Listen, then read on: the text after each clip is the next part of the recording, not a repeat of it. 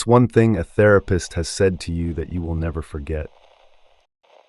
Unspoken expectations of others are just future resentments. Edit, because this is getting so many votes and so many questions. Also, so happy that me packing my brain with little quotes like this to help me and my friends is now being passed on to so many other people that need to hear it. This quote is not suggesting that you stop expecting things from others. It just means that if you do have expectations of others, it's your responsibility to make the other person aware of them. For example, if you expect your husband to clean the dishes after you've cooked dinner, but you never voice those expectations to him, then eventually you will resent him for not doing it. People need to be taught how we would like them to be our friends. Then it's up to them if they want to do those things or not. Expectations are premeditated resentments, learned that in recovery. I feel like this statement is basically saying, expect nothing because no owes you anything, or keep your expectations low so you don't become resentful, which seems really bad and reinforces that you should be a doormat. Could you explain more about this and its use in recovery? Because I am really confused. Quite the opposite. It means you shouldn't expect things to go how you imagined if nobody knows about it. It can lead you to think people are purposefully trying to piss you off, when in reality, you just never communicated. It also means you probably know exactly what to expect from certain people. Why set them up to fail and start an argument over it? So in short, communicate well. Don't assume people are mind readers, and don't be a manipulative asshole.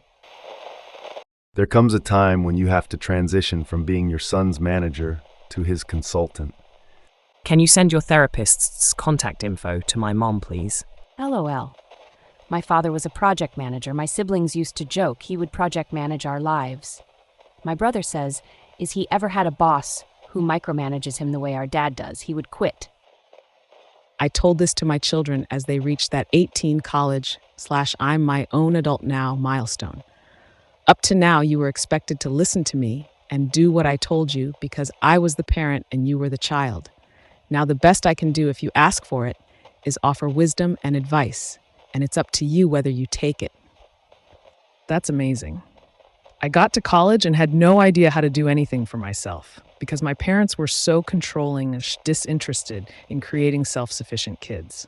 My mom was happy to keep control until I forcibly took it away from her.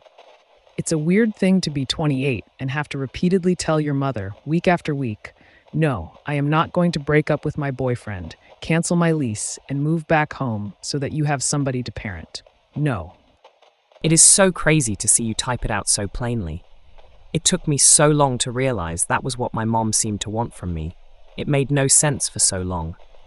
I was doing great, happy, responsible, in a relationship, paying the bills, and she would absolutely refuse to hear those things.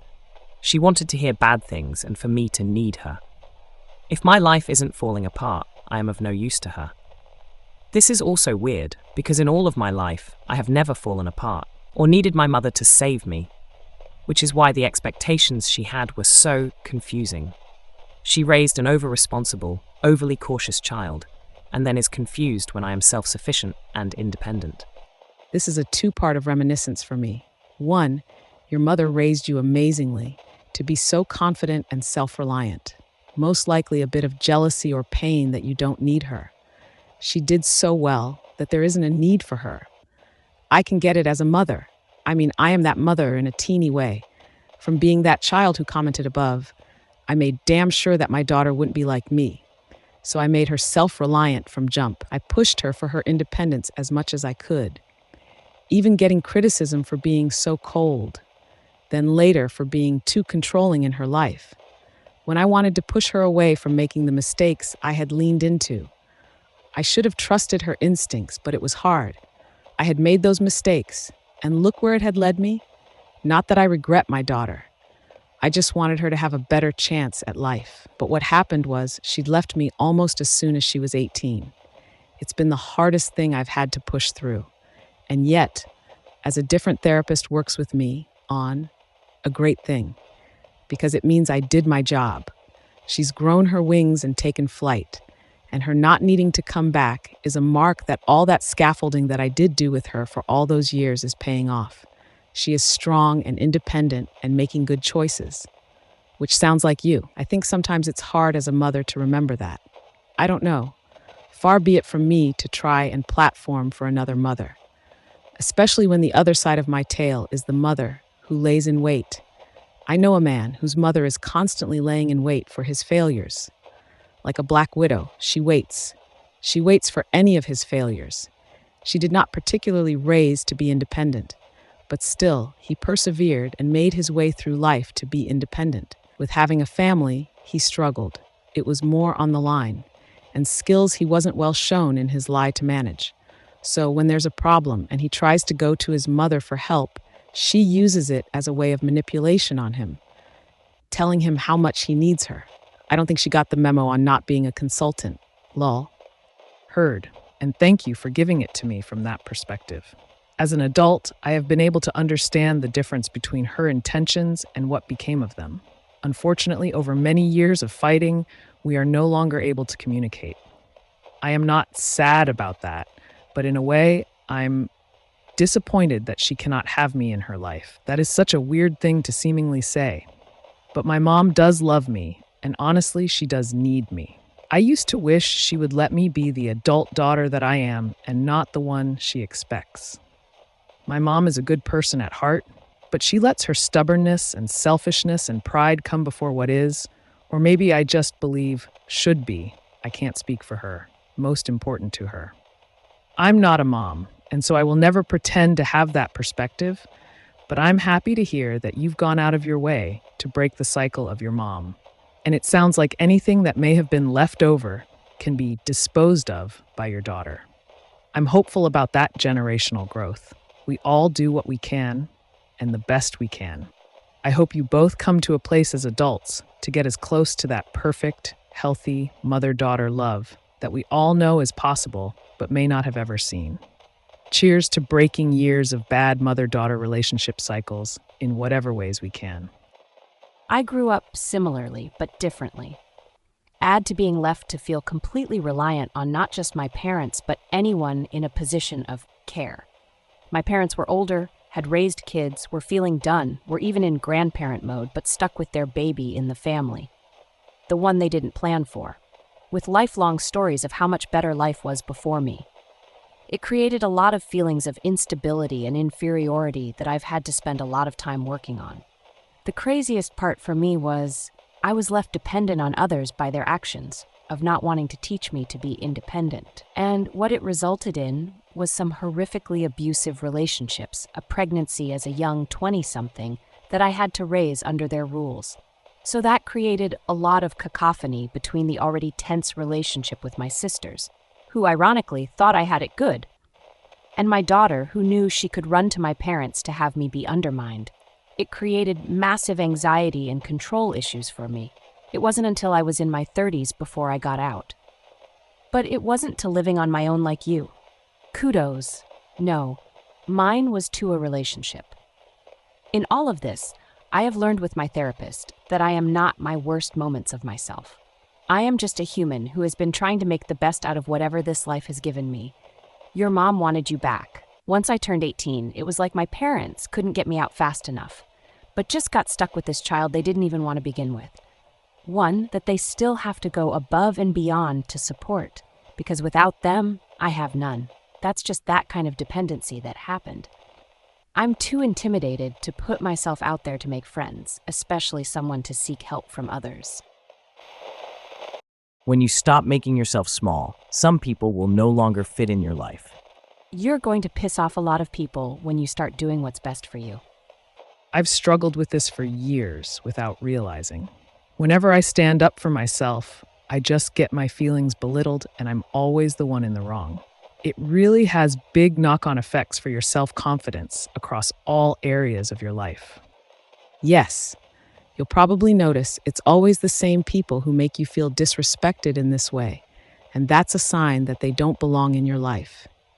I got pretty much the same advice as you. I also had to learn how to say no and stick to it. Cut a lot of people off. It was lonely at first. However, I finally saw who was still there. It was a moment of clarity in some ways. Now I don't tolerate certain things. Fewer friends, but rock-solid friends. A therapist once told me you don't have to fix everything at once. Just start somewhere. It helped me let go of the pressure to be perfect and focus on small steps. It made the bigger issues feel less overwhelming. A similar saying that helps me immensely is don't let perfect be the enemy of good. From my progress as a person to how many chores I can do in a day, small steps are worth more than we give ourselves credit for. For some reason, your comment hit me like a nuclear bomb. I'm trying desperately to quit drinking, and I always think I just need to stop, otherwise I'm a weak piece of shit. I don't know if it's even relatable, but it hit me. This might the less inspiring younger brother of those quotes, but it really has saved my life in many ways. Everything worth doing is worth doing poorly. After a childhood where perfection was expected and I got made fun of for things I didn't do right, I was a really timid adult that also tended toward depression. When my therapist shared this with me, it changed my life. Maybe I was deep in depression or overwhelmed, but I could wash one mug when I passed the sink and then go do something else. I could brush my teeth or wash my face if I couldn't bring myself to shower. I could throw some dirty clothes in the laundry basket. I could stand outside or walk around my house. I didn't have to do a 7-mile run. I didn't have to get my entire house and self in order, all at once. And outside of depression, I started trying new things just because I liked them, even if I didn't have a lot of motivation to apply myself and get super good at it. I have a bunch of hobbies now that I just enjoy doing. I'm a lot less apprehensive about trying my hand at baking something new or putting up a shelf or trying to build something. Sometimes the lessons I learn do lead to me getting better at those things, but it's no longer the goal. I had to learn this one too late. I was one of those people put in the gifted program, and I think it did more harm than good for me. If I wasn't great at something immediately, I thought it just wasn't for me. I quit lots of things in my youth. I like the way your quote was worded. Thank you. One of my favorite Lincoln quotes summarizes this well. One war at a time. Granted, he was talking about a literal war, but for me, I take as just fix one thing in your personal life at a time, and not all at once. Yes, same. The only way out is through. Also, don't let the idea of perfection get in the way of progress. Analysis paralysis. A silly example of this was my closet. Legitimately looked like a hurricane hit it. I was doing the whole, if you give a mouse a cookie thing to myself on something as simple as cleaning a damn closet. If I clean it out, I might as well get rid of stuff. And if I get rid of stuff, then I need to sell the good stuff. And if I want to sell the good stuff, then I have to post it online. And if I post it online, then I need to ship it, etc., etc., etc. Not only did it take me less than a day, 2 half-days to finish, it wasn't nearly as bad as I expected. Did I get rid of stuff? No. Was it perfect? Also no. But I kept going and felt so accomplished at the end. The urge to binge lasts 7 minutes. I struggled with binge eating disorder for 20 years and finally sought help last January.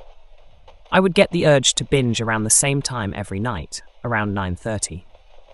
I bought a little Sudoku book from the dollar store and played for 10 minutes every time I got the urge to binge.